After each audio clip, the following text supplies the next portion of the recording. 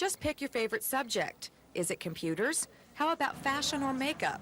Well, these Girl Scouts attending the statewide conference this weekend are playing a giant game of Trivial Pursuit, Girl Scout style. More than 150 cadets and seniors chose their workshop subjects at the Maxwell Air Force Base.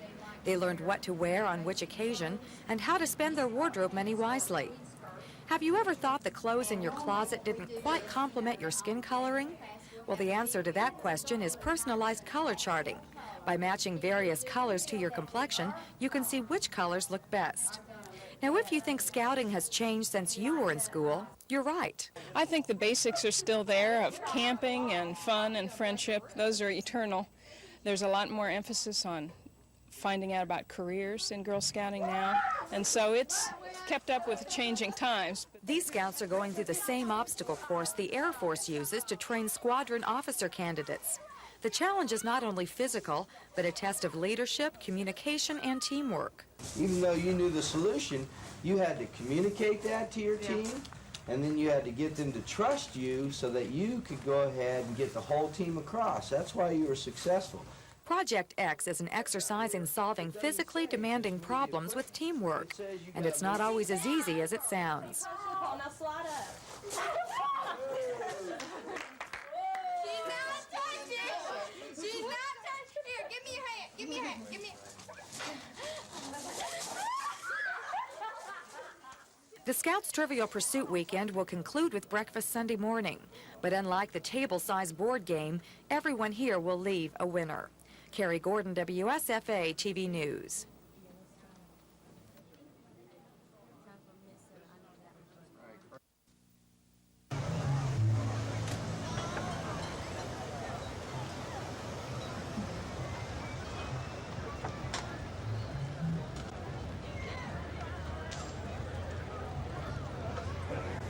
$1985 has obviously been a good year for snake hunters and a bad year for snakes.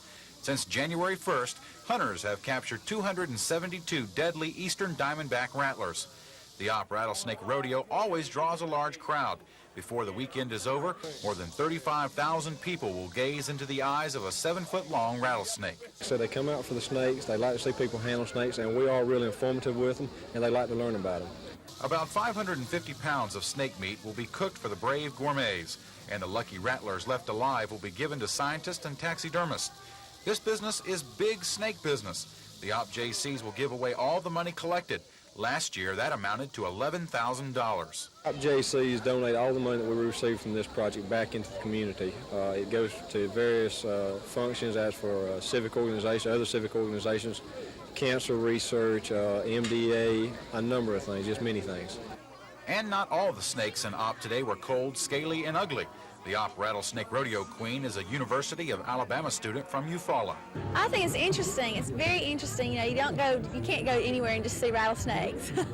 they're safe. So I think it's very interesting, all these nice people and all the arts and crafts.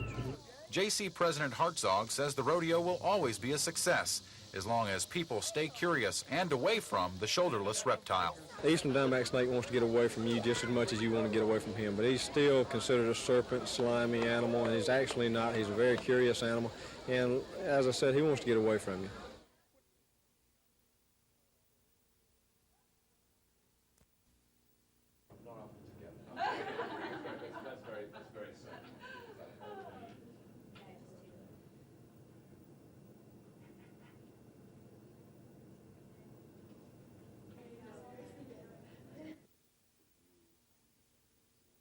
So I have to view and, what is available from the commissions, what the locations are like, and so forth, before I will make a decision as to which state I actually shoot in. So Alabama is as good a running as any. Can you tell us? Well, stage debut at the Belgrade Theater in Coventry. Obviously. I think there's a lot of truth in that. I think because the villains are often very successful, and I think JR is. Person in the show, if she left the show for any reason, the show would probably stop. So she.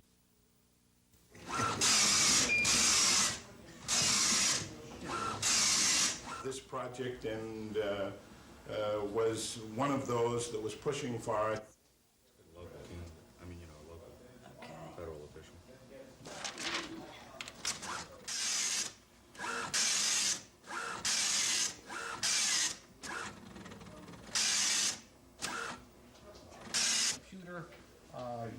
for the entire country, which has a great deal of campaign finance information on individuals. This information is sent on reports to Washington. Well, in many schools, we have a shortfall of personnel to teach the things that the schools most need to teach. That's become very clear in science and math, and that's a problem that the demographics seem to suggest will just not go away. The pressure is on for schools to teach more math and more science at a time when there are fewer and fewer science teachers. So a solution to that, in part, must come from providing new ways to help the teachers who are there teach more students. And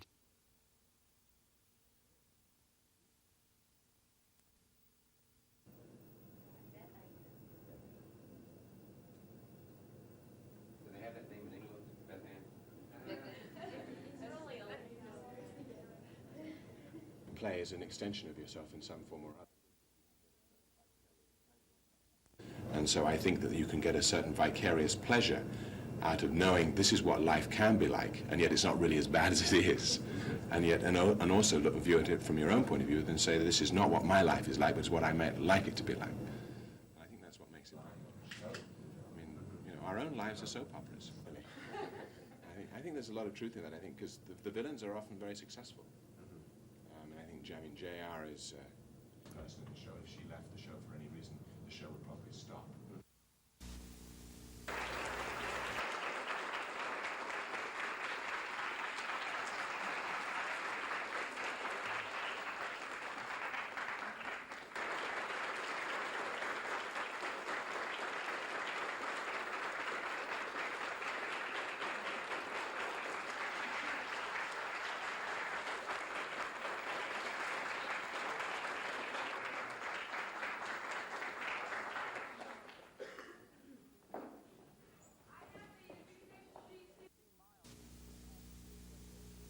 It's only 15 miles between the campuses of North Carolina and Duke, two powers in the Atlantic Coast Conference. And with today's win, Dean Smith Tar Heels have finished first or second in the ACC for 19 consecutive seasons. Statistically speaking, North Carolina committed 19 turnovers today compared to Duke's 5, but the Blue Devils shot less than 30% from the field. Duke was led by Johnny Dawkins with 25 points. Brad Daugherty had the hot hand for North Carolina, sinking 23 points in today's win. So the Tar Heels are now tied for first place in the Atlantic Coast Conference. Surprisingly, they share the top spot with Georgia Tech with records of 9 and 5.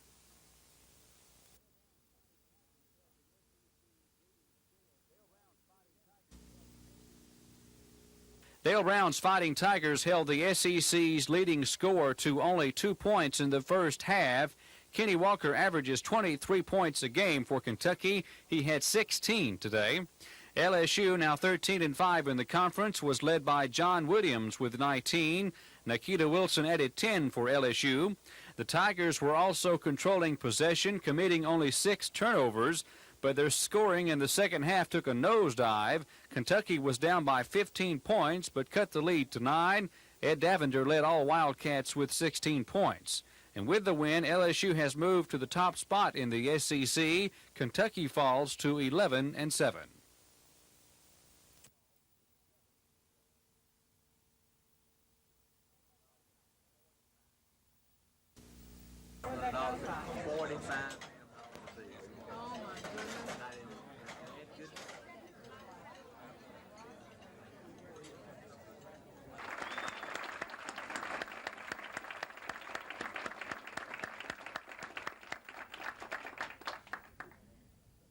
Montgomery. We've always been a good cultural city, but I think that we have a real renaissance going on now, and I think it's very thrilling to see.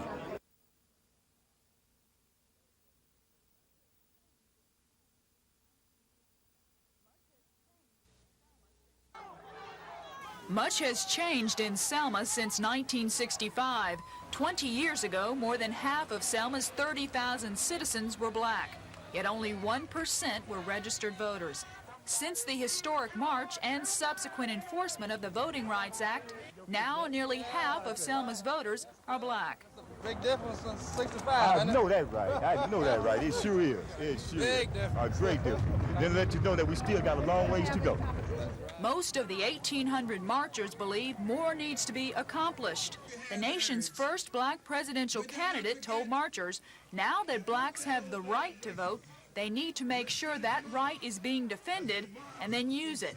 They have new techniques of denying us political parity and justice. They now use annexation, at-large, gerrymandering, second primaries, roll purging, indictment of leaders. We want the law, the voting rights law enforced now. We want our share of legislators and tax assessors and registrars and congressmen in 1985. 61-year-old James Armstrong of Birmingham agrees with Jackson. He led today's march with flag in hand, the same stars and stripes he carried all the way to the state capitol in 1965. And why did you march 20 years ago? Well, to get the right to vote. Why are you marching today? Well, we're trying to maintain it. The marchers will walk the full 50 miles to Montgomery, stopping each day at dusk to rest. They plan to ride for a rally at the Capitol steps at noon on Thursday. Lisa Walsh, WSFA TV News, Selma.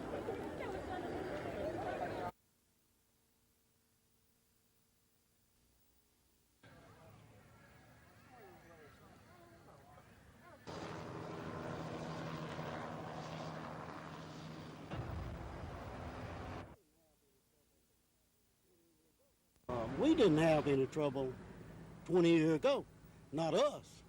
The sheriff and them had trouble 20 years ago when the state troopers, the city did not have that much trouble. Oh, we had a lot of trouble, but then it was nothing compared to what they had.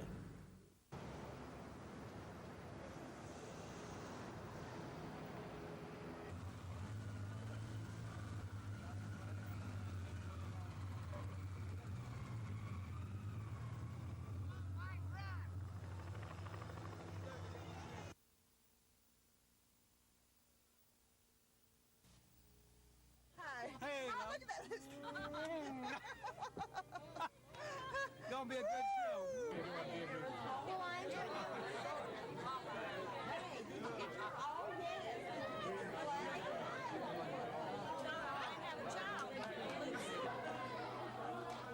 Do you want the whole group? Well, This it's is it? just about gone. Okay. For the 24 people from Montgomery who just went to the Soviet Union, those people now know that the individuals in Russia are warm people, they're very concerned, and they want peace, the same as we do. And if we can make some impact upon those people who can influence the politicians, maybe someday we will have peace.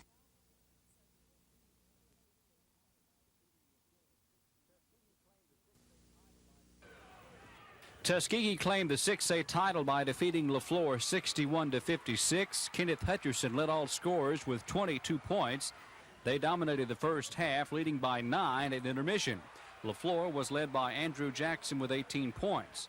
Tuskegee ends their championship season with a record of 25-6. South side of Selma outslugged Hayes of Birmingham for the 5A crown. Rodney Stevens scored 36 points and grabbed 14 rebounds. Stevens was also named the MVP in the 5A class. Hayes was led by Darrell Agee with 13 points, but Southside hung on for the victory, defeating Hayes 58-56. Moving to Tuscaloosa for the 3A championship, R.C. Hatch downed Limestone 59-54. Charlie Norfeet scored 22 points, leading his team to a season record of 27-3. East Limestone settled for 25-9. In Class 2A, Montgomery St. Jude Pirates had the most convincing win, defeating Millport 75-62. Ronald Frederick scored 18 and grabbed 7 rebounds for the Pirates. St. Jude dominated throughout, leading by 13 points at the beginning of the fourth period. And in the 1A class, Calhoun won by 3 against Holy Family 68-65. Arnold Hamilton put on a one-man show for Holy Family, sinking 37 points in the losing effort.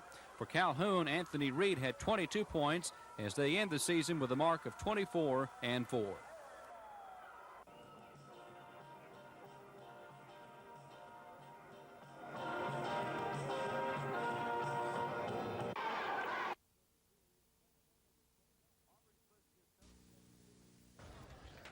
Auburn's first-year coach said the series with Alabama would tell a lot about his team.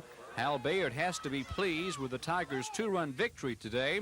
Auburn's offense rose to power in the third inning. Tim Lemons gets an RBI with a hit up the middle, but the big punch came from junior Mark Sayers. He hit a 3-run homer to give Auburn a 2-run lead as the Tigers never trailed after that. Alabama coach Barry Schallenberger called in relief pitcher Mike Sodders to bring the Tide back, but the Tiger bats proved too much. Montgomery sophomore Kevin Henry got the RBI when Trey Gaines beat the Tag at home. Bo Jackson got 2 hits from 4 at-bats today, here grounding to right, but the throw to home gets Henry to end the inning. Auburn's Greg Jacobson got the win as the Tigers beat Alabama 9-7.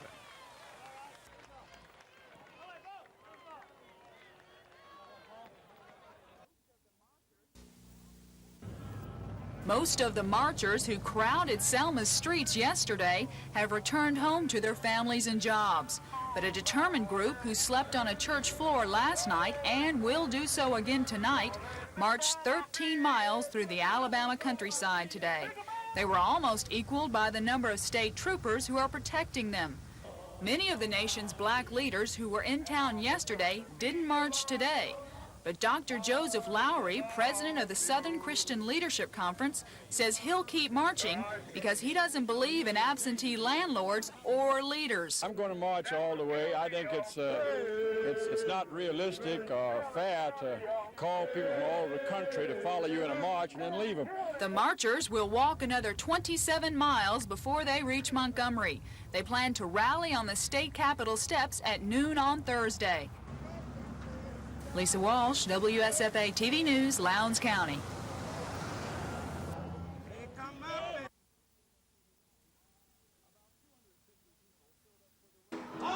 About 250 people showed up for the rally at the Mount Gillard Baptist Church in Whitehall. Among those in the crowd, most of the marchers and nationally known black leader Dick Gregory, who brought a message. And we black folk cannot blame a white racist system like we used to could, because we opened the door. It's just a matter of pushing that door all the way open. We have the strength and we have the power. Gregory wasn't the only one with that message, though. One after another, the speakers at tonight's rally said blacks' progress in the past is no excuse for not working just as hard now.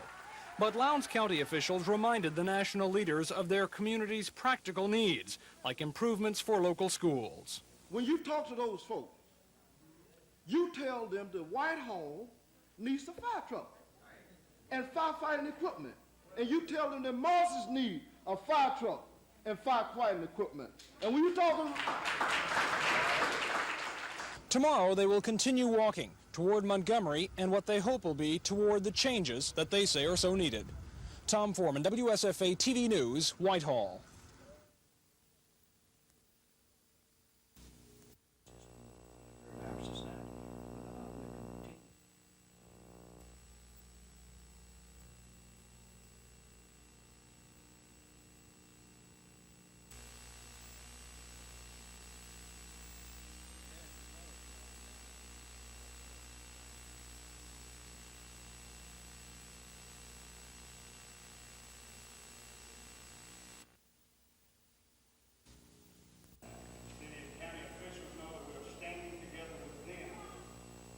I think one of the things I first learned about Mayor Fulmer when I came and moved to attempt to keep community, county, state, nation on my hat. You've been the best. And I would like to challenge each and every one of you to do likewise, not just for him, but for all elected officials.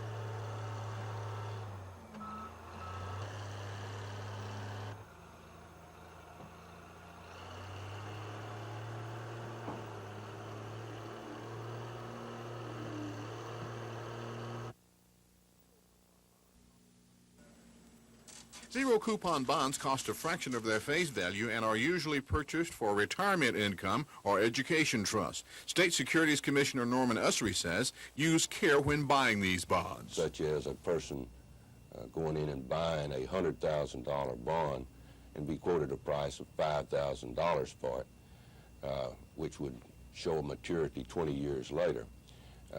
He might find that similar bond could be bought at another dealer for $4,000. Stockbroker F.R. Brown says some of the bonds may be safe. When we buy zero coupon bonds, the primary consideration that we have is the credit worthiness of the issuer. And that leads us into buying government-backed zero coupon bonds.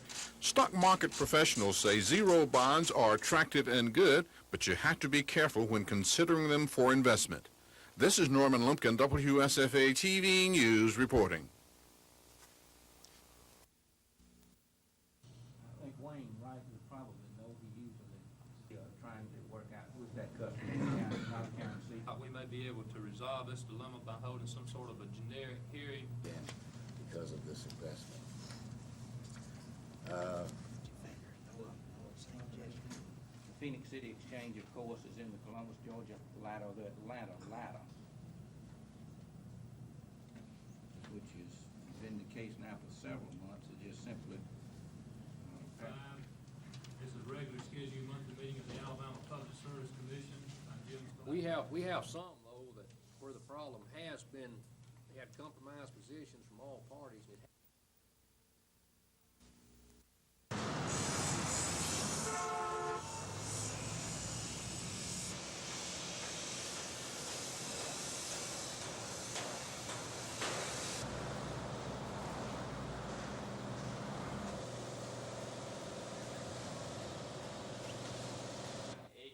to assist them in a robbery investigation and threat.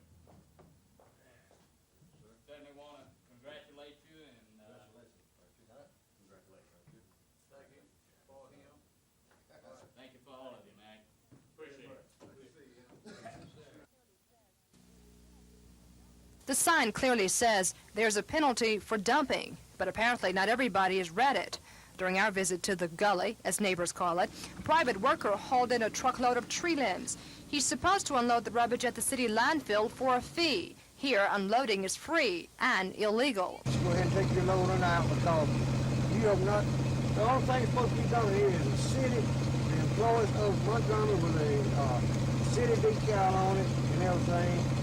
And you're not authorized. I'm not saying that you're doing anything wrong, but you're just not authorized. While the worker politely left, a city crew drove in with tree limbs. The city is authorized to unload the rubbish, but neighbors say the problem is that the debris is piling up, causing an eyesore. Some complain about the smell, a rat buildup, and say the area is slowly turning into a public dump.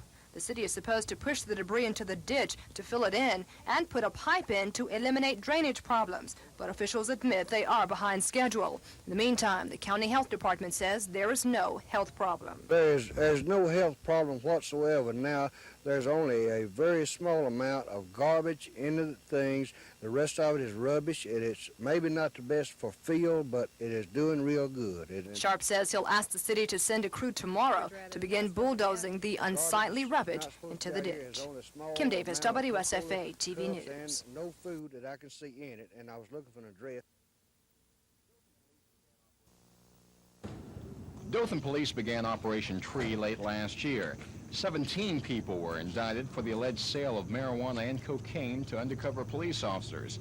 Those indictments followed a 2-month undercover operation by Dothan police with the assistance of the Department of Public Safety and Troy police. Authorities say the operation was designed to dry up Dothan's cocaine market. They're pleased with the results. Drugs are a serious menace in this area, and I think they've gone a long way to putting a hold on this problem. And we're pleased and proud of the law enforcement work that went into this operation. And it's been 100% successful so far, and we're delighted with the results. Other suspects arrested in the operation must still be tried, but authorities say last week's convictions have already sent a strong message to drug dealers in Dothan. Most of them were selling cases, and we're getting some of the dealers, and the word gets out that juries in Houston County.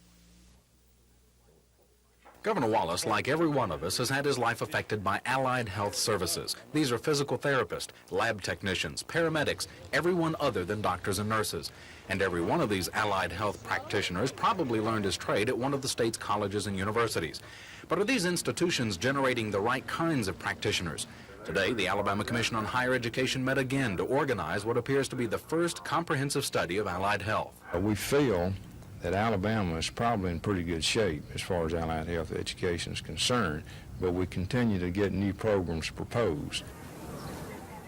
Because the colleges and universities continue to bury the commission with a request for new programs, the college review panel has put them all on hold. It's now stepping back to see where the needs are, and it's asking for input from the colleges and from the people who make a living at providing allied health services.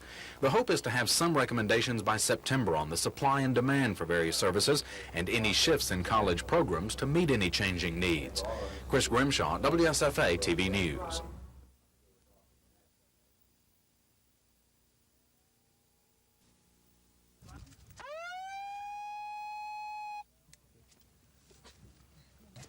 Viola is as sacred as life itself. Yes. And that a decent job, the right to live without fear of oppression and intimidation. Still labor, struggle. Lead us in the word of prayer.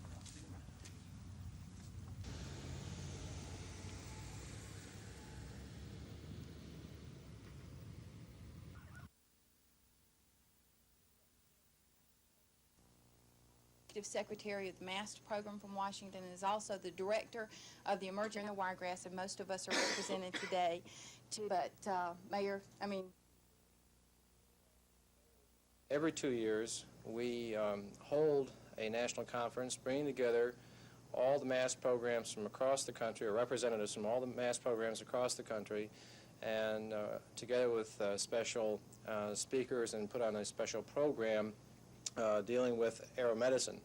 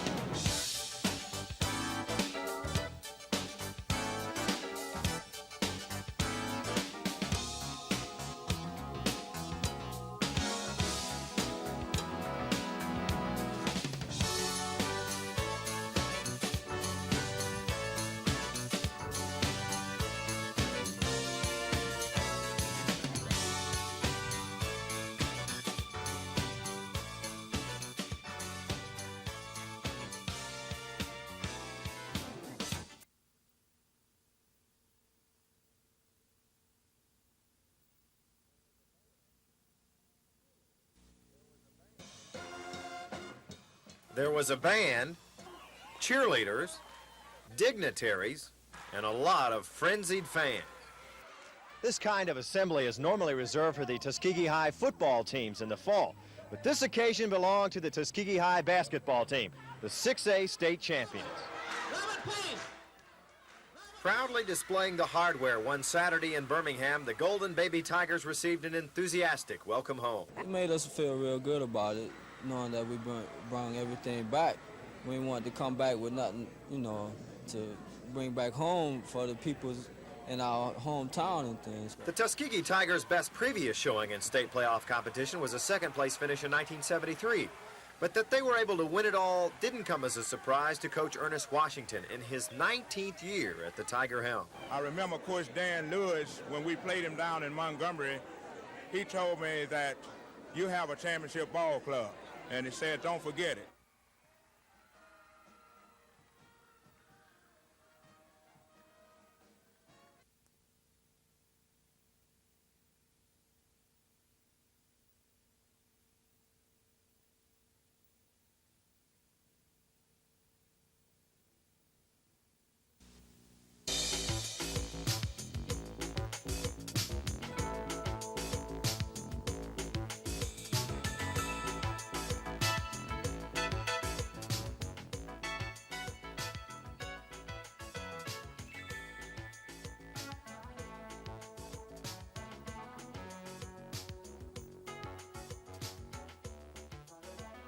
I caught all my fish on 2 different baits. I caught part of them on a shear slayer spinner bait with a little snaky worm on it.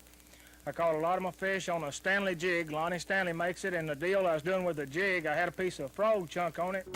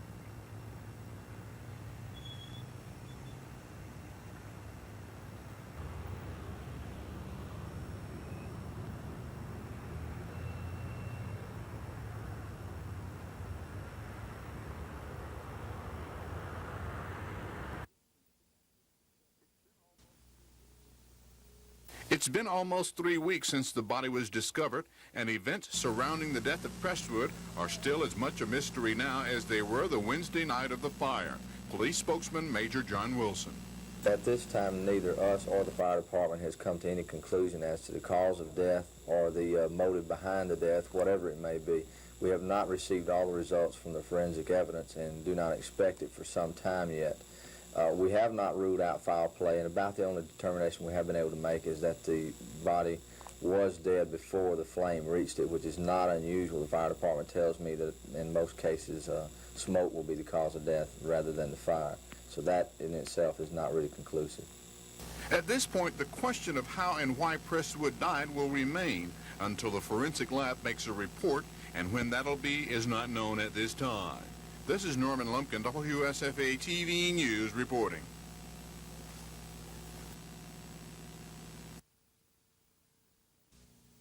Yes, sir, Mr. Warren. You may stand if you'd like to, along with, now we've got our, and we're just delighted to be able to work with the state. And I want to assure you that the rate break that is being given in this rate comes out of Alabama Gas Corporation's pocket.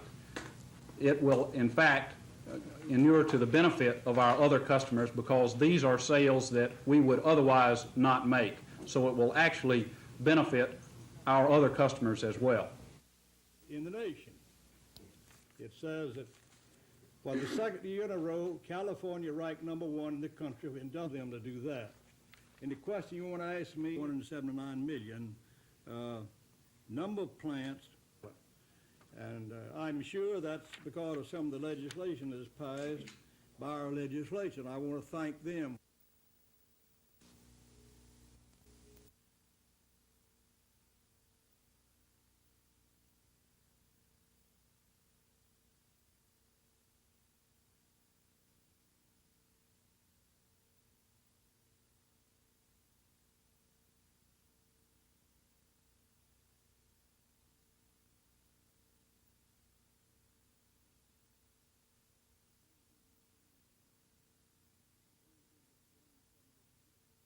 $1,479,000,000. Number of plants, 858 in the nation. It says that for the second year in a row, California ranked #1 in the country with industrial growth with 451 businesses. Texas was #2 with 254. California had 3. Dr. Teague says a performance-based incentive pay plan is needed to attract better teachers and keep those teachers in Alabama classrooms. Teague says the U.S. will soon be facing its greatest teacher shortage ever, so something must be done soon. We need a salary schedule based on outcomes, based on performance, based on what students learn. Teague did not support the original career ladder plan, but he says he's happy with changes made by the Wallace administration and the Alabama Education Association. Teague says the biggest change deals with minimum standards for teachers. The new law says that the standards will be no less statewide than the best system in place in this state today. Now, Gene, that is strong compared to what we had before. But Dothan School Superintendent Gene Watson, who publicly blasted the original bill, isn't sold on the new version. We support the major changes that have been made in the plan, but we still think that there's some other items that we want to work on, notably the appeal process, before it finishes its route through the legislature. Teague says if no major changes are made, the compromise version will pass the legislature. Cal Calloway, WSFA TV News, Dothan.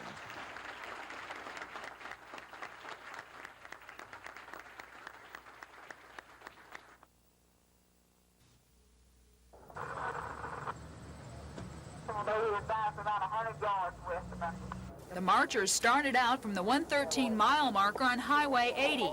Noticeably absent today was James Armstrong, the Birmingham barber who had proudly carried the American flag from Selma.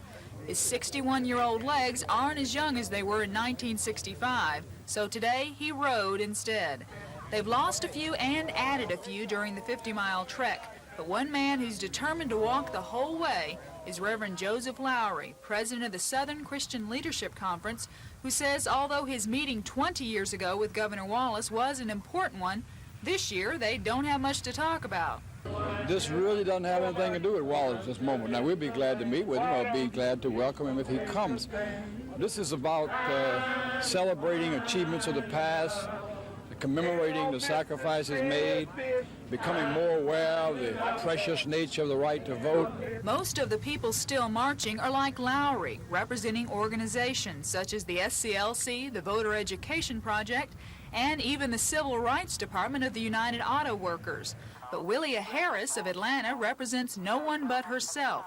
She's here to relive history. Sometimes we're so hyped up after that we sit there and talk about the day. And why couldn't we have did just a little more?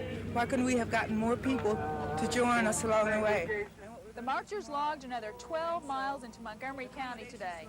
They plan to arrive in the city tomorrow, but will wait until March 7th, the 20th anniversary of Bloody Sunday, to march to the Capitol. Lisa Walsh, WSFA TV News.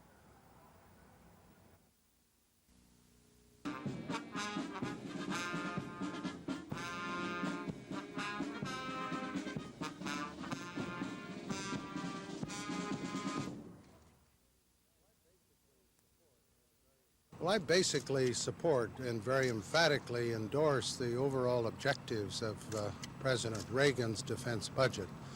I've always been a hawk, and I'm proud of it, and I happen to believe that it's essential for us to have a margin of safety in our national defense programs.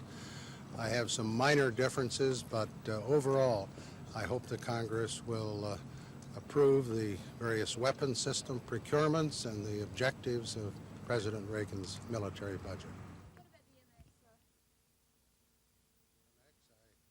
initiated the research in that program during my administration.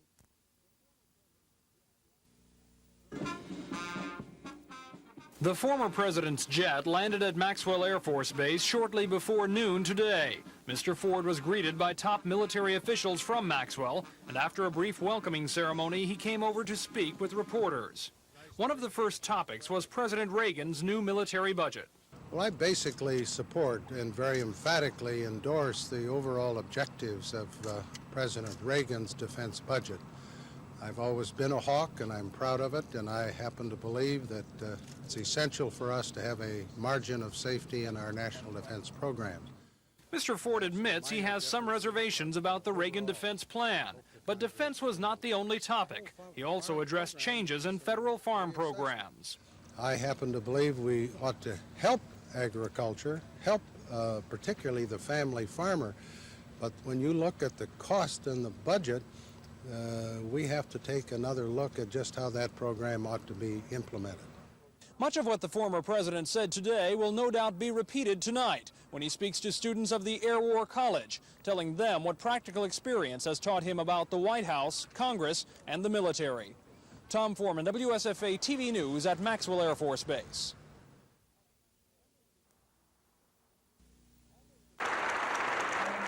Almost 1,000 people came to hear the former president's speech on the White House, the Congress, and the military. Most of them were students of the Air War College. What they heard was criticism of a system Mr. Ford thinks isn't working.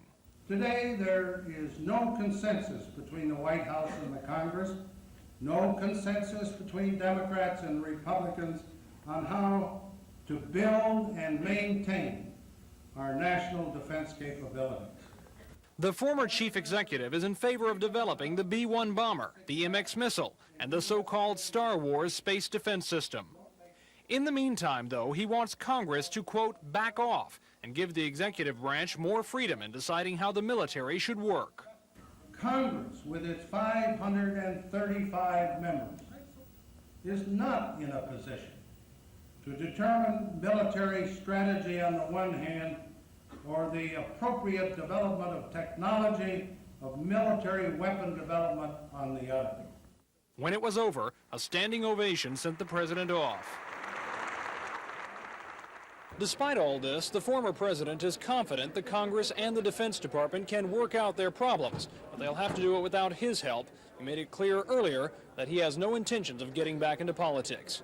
Tom Foreman, WSFA TV News at Maxwell Air Force Base. Really anything other than acceptance that this is one of the unpleasant things in life that happens, and you accept it, and you least his girlfriend had put up $50 on a $500 bond, and he was off to Jacksonville, Florida. Of course, nobody knew that then, but there was letters to the editor was that there are alternatives to drugs and alcohol, but what alternatives are there to first-time victims of drunk driving? You know, what alternatives are there for those people and their families who are victims of someone?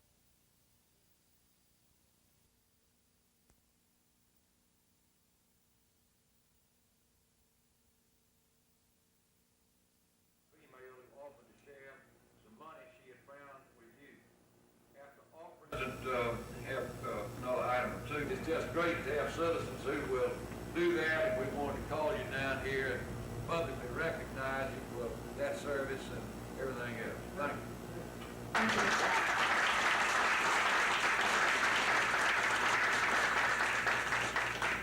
Anybody else?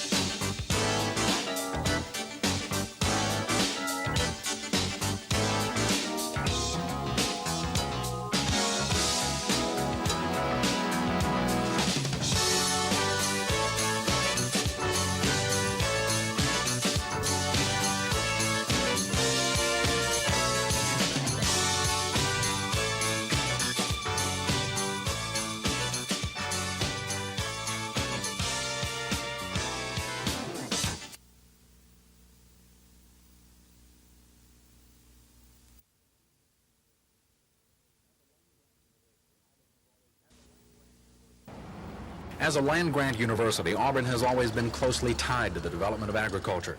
Through its teaching programs in agriculture, extension service, and agricultural experiment stations, Auburn is synonymous with agriculture. But Auburn President Jim Martin wants to restructure the administration to replace the slot of Vice President of Agriculture with a Vice President of Research. Representative Roy Johnson has a resolution before the legislature asking Martin not to pursue that change. Dozens of farmers, Auburn faculty members, and members of the legislature are joining Johnson, collectively saying they're afraid the change could eventually lead to a shift away from agriculture. I can perceive that the money that we're presently spending and would in the future hope to spend on research to produce the food and fiber for this nation would be spent on military research and other things that get a high profile other than agriculture. Fueling the flames of apprehension is the recent multi-million-dollar grant to Auburn to research the Star Wars technology. But Martin says there's more to the picture than simply what the title change may imply. He says his entire career has been marked by accomplishments to improve agriculture, and he says this effort is no different. Let me say that I am convinced that the proposed organization, if understood and supported, will strengthen, not weaken, our agricultural programs. They would strengthen, not weaken, our forestry programs. They would strengthen our home economics programs. They would strengthen our veterinary programs. Auburn's Board of Trustees is expected to discuss the change tomorrow, and while the legislative resolution doesn't carry any legal weight, Johnson and the others hope it will draw attention to the proposal. Chris Grimshaw, WSFA TV News at the Capitol.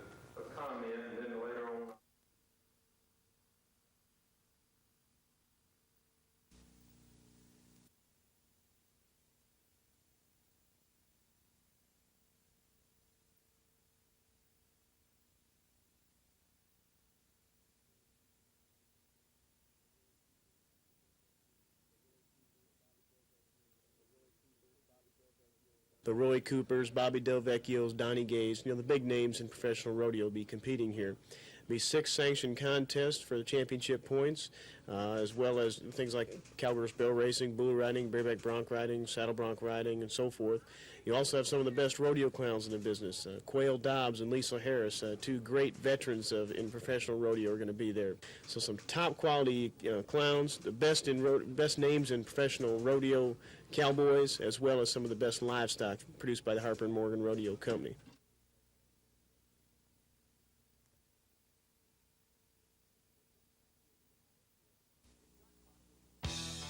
The shot clock will be out for the tournament, which probably means Ole Miss will play slowdown against the Auburn Tigers, who prefer to run.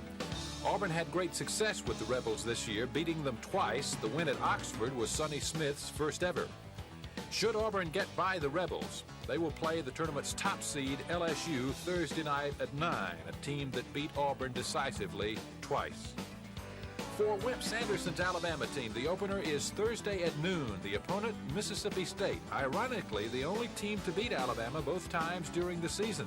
The last meeting at Starkville erupted in controversy when a last-second game-tying basket by Alabama was disallowed.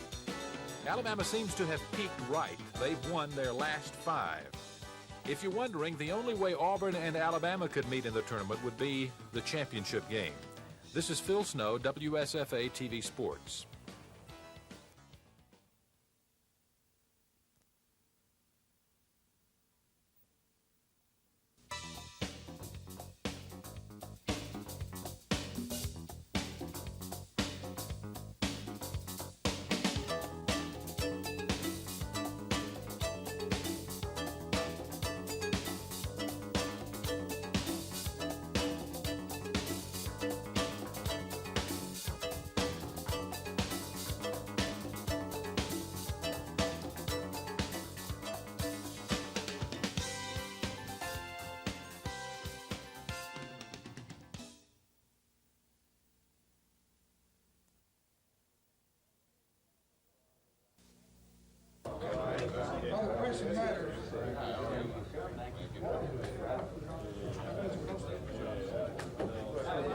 And at the same time, a name that would limit any regional connotations to it.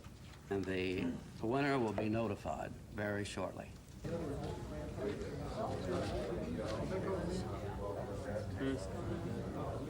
Sure.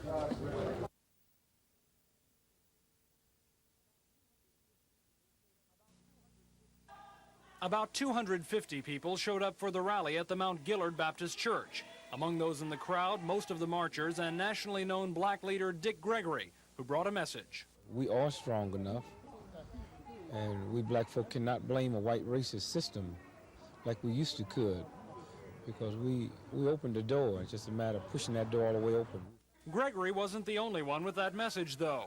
One after another, the speakers at the rally said blacks' progress in the past is no excuse for not working just as hard now. But Lowndes County officials reminded the national leaders of their practical needs, like improvements for local schools. You showed us the way, but there are real and acute problems that we face today.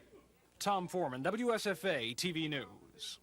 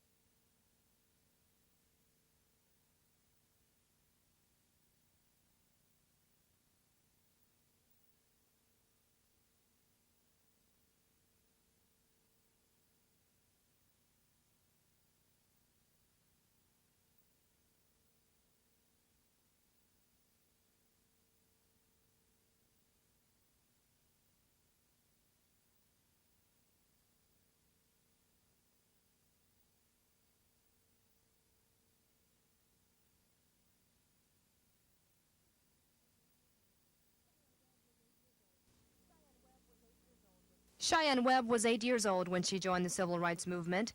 20 years later, she's still active, though today she understands why it was important for her to defy her mother's wishes to stay home, to join marchers this particular Sunday, not knowing then she'd take part in a crucial turning point in the nation's history. For Cheyenne, all she knew was that it was important for her to go with the marchers to Montgomery to tell Alabama's governor they wanted the right to vote. He was the man who could make the changes that were talked about. He could make the difference. He had the power. 600 strong left Brown Chapel against orders not to march.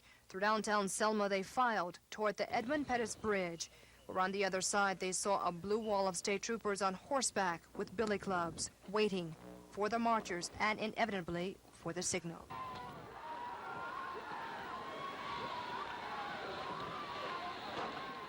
I began to make my way back home. And as I began to run, I could remember the Reverend Hosea Williams picking me up. And I said to him, "Put me down. You're not running fast enough." That's just how afraid I was. I was determined to make it back home. Undaunted, days later and armed with an order from federal Judge Frank Johnson Jr., the marchers tried again. This time they made it peacefully to Montgomery. It's ironic, 20 years later, Cheyenne never met the man supporters would sing about in their freedom songs, and gonna let George Wallace turn us around. What would she tell the man she voted for 2 decades later if she got the chance? What it took to get there.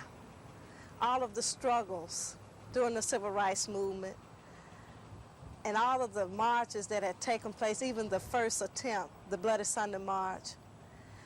And I remember the successful march from Selma to Montgomery, marching down Dexter Avenue with thousands of others. And as we marched from Dexter Avenue approaching the Capitol, I began to feel like the rest of the marches, you just got this particular feeling that you were reaching a goal. Kim Davis, WSFA TV News.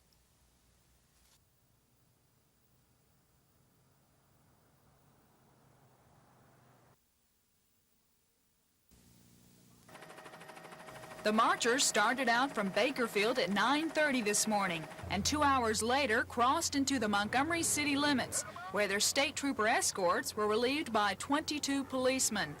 The marchers haven't encountered any violence in their 50-mile journey, and the Montgomery major in charge of protecting the marchers for their 2-day stay in Montgomery says things are running smoothly.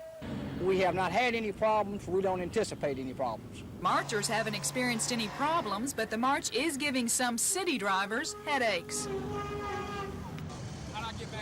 As soon as we get them through, y'all can go back through.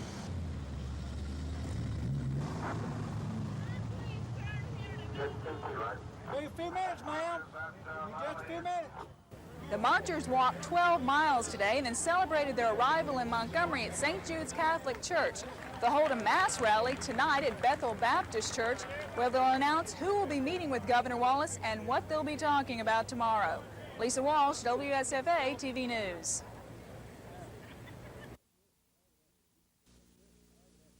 But listen, I would have to veto a pay raise bill for the simple reason that it takes $58 million out of the general fund, and the general fund is just nip and tuck at this moment. And I would hate to cut services to these agencies that draw money from the general fund, which can ill afford to lose the services.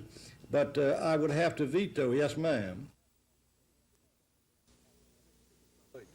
In the heat of the summer during major election years, the candidates are out trying to look cool, calm, and collected, despite the sweat rolling down their brows. All are marching toward a September primary. But the Democratic Party would like to see those in-party fights happen a little earlier in the year, like the first week in June. But there's more than climatic comforts in pursuing this change. Especially in our party, we always have knockdown, drag-out primaries and runoffs. Our candidates were left in after a runoff with only about 5 weeks, 5.5 weeks, to heal the wounds from the runoff, raise some more money to go against, most times, a Republican opponent in some districts who has not had a primary opponent. Where are all your children? And those campaign dollars are the subject of a bill pushed by Secretary of State Don Siegelman. His bill would require any candidate to disclose his campaign funding once he's received $1,000, regardless of when he publicly becomes a candidate. Right now, a candidate doesn't have to disclose the campaign dollars until he's officially a candidate. That means he doesn't have to report any of the possibly thousands of dollars collected before that. Well, we'll know whether or not a candidate is being supported primarily by a special interest group or a series of special interest groups. And that may affect how we vote when we go into the polling place. Siegelman has tried for years to pass these laws. Each time he's run into a disinterested legislature. But this year, because of changing attitudes, many lawmakers act like they can't wait to vote yes. Chris Grimshaw, WSFA TV News at the Capitol.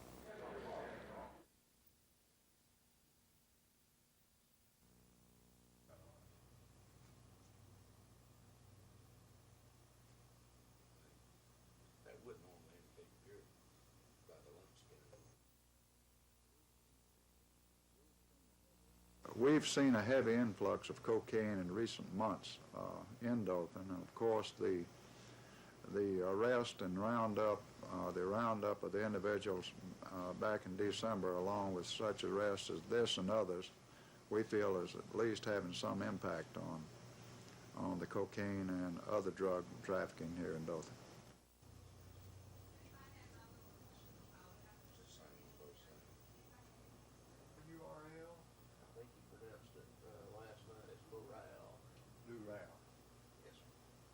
His brother has one funny name, too. Cut the hell you off.